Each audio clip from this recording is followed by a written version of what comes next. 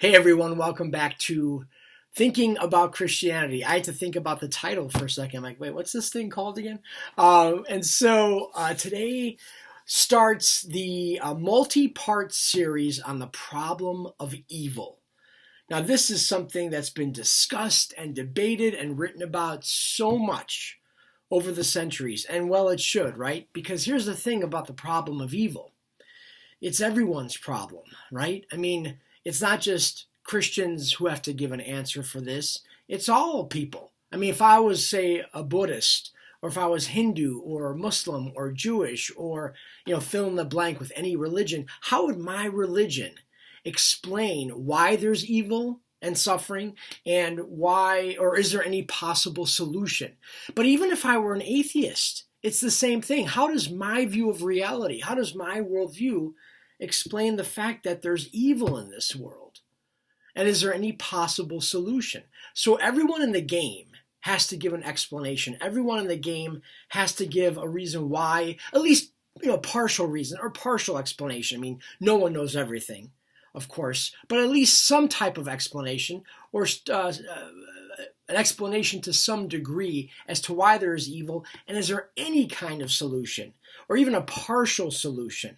Okay, so that's what we'll be exploring starting today, or this is kind of like the preliminary foundational video just to set things up for the rest of the videos in terms of why is there evil, especially in Christianity, where God is seen as all good, all loving, and all powerful, and all knowing. How could a being, a creator, who is all knowing, all powerful, all loving, all good. I know we can use all loving and all good. Oftentimes people use those interchangeably, but I just threw those both in together just to create a more complete picture. And by the way, I think this is a very fair challenge. Look, if I was not a Christian, I would want to know. I'd be like, wait a minute, if God is all these things, why is there evil? Hey, and let's be honest, I'm a Christian and I still struggle with this issue. I mean, I'll look around at what's going on in the world today or even in my own life at times and be like, God, where are you? God, what's going on? God, why is X, Y, and Z happening?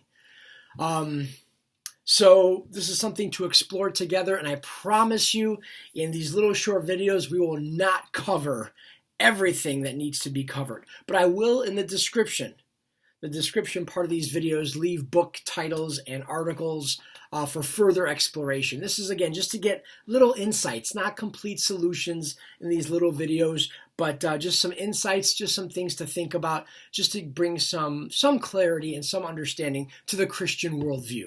Okay? And finally, I want to leave with this for this video. We'll be talking about the problem of evil in a couple of different ways. There is what's called the intellectual problem of evil. The intellectual problem of evil is what the philosopher does, what theologians do in terms of trying to rationally reconcile, like I said, God is all good, all loving, all powerful, and yet there's evil. Okay? And so that's like the rational part of it. How do those work together? But there's also the emotional problem of evil that has to do with, God, I'm hurting. Where are you?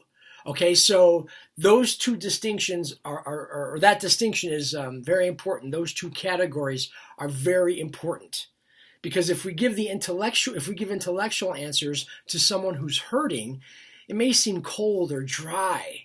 Likewise, if we give emotional responses to those seeking a rational, intellectual, or philosophical answer, it may seem thin and not adequate to answer the philosophical, intellectual, rational questions. So that's how we're going to divide these up. And at the beginning of each video, I'll make it clear which way we're going, intellectual or emotional. But that's it for this video, just to lay the groundwork. This is where we're heading. And again, this is the issue, I think, that we all want to think about and talk about and try to answer. Because no matter what we believe in life, whether we are religious or not, everyone wonders and everyone weeps. As one philosopher put it, everyone wonders and everyone weeps. Why do these things happen?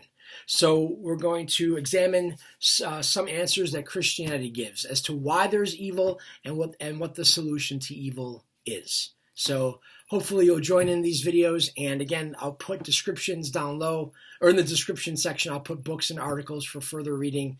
And yeah, looking forward to going through this series with you. Okay, thanks. Bye.